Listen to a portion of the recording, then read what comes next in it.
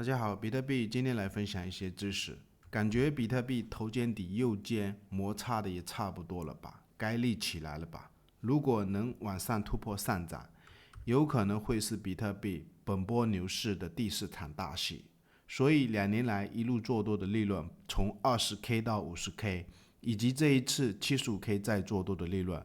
等下来聊聊为什么第四场大戏。国语很烂，感谢点赞，或者新粉丝也可以加入我们 Discord 交易群。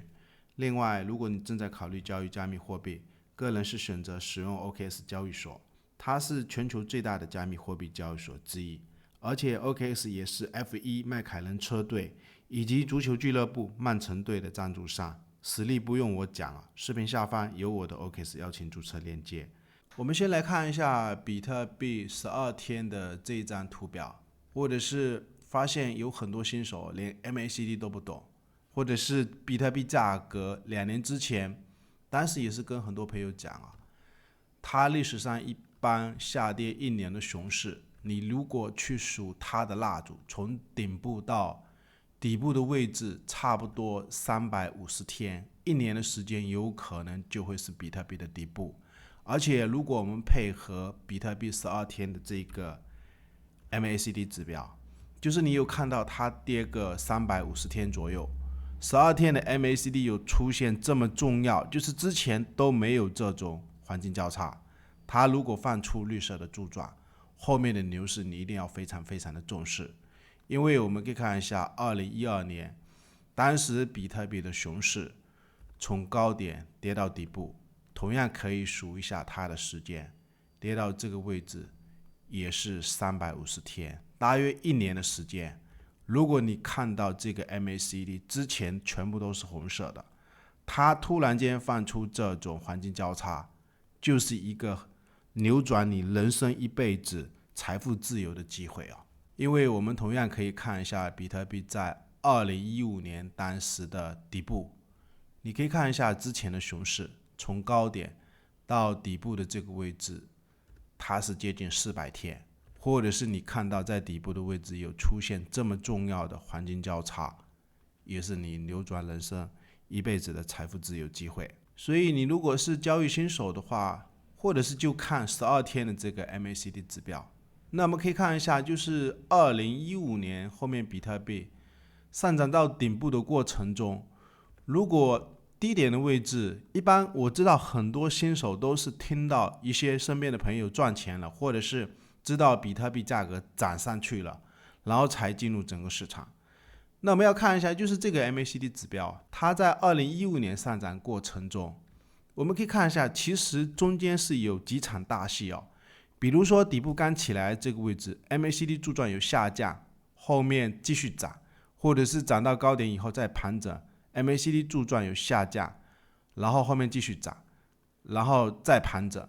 ，MACD 柱状再下降，或者是再黄金交叉，再上涨。那如果你底部没买到，其实在盘整过程中，不管是哪个位置，因为如果你买的话，它有可能价格会下跌，或者是你买的话，有可能会下跌。所以控制头寸方法就是为了预防它万一再下跌个30%到40%，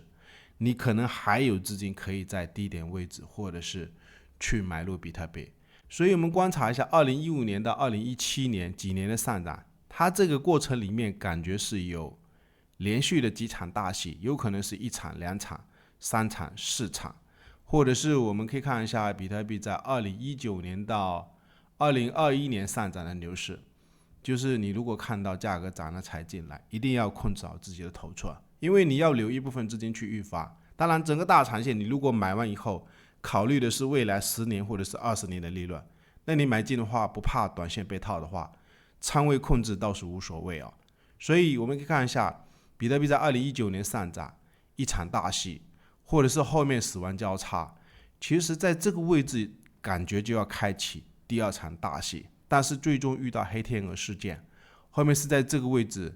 估计可以算作第3场大戏，或者是后面我们看一下，比特币在这个位置也是有一个下降，第4场大戏，以及我们看一下最终在65K 的这个顶部再次死亡交叉，或者是价格再上去，这边有可能就是第5场大戏啊。所以我们看一下比特币自 15K 的底部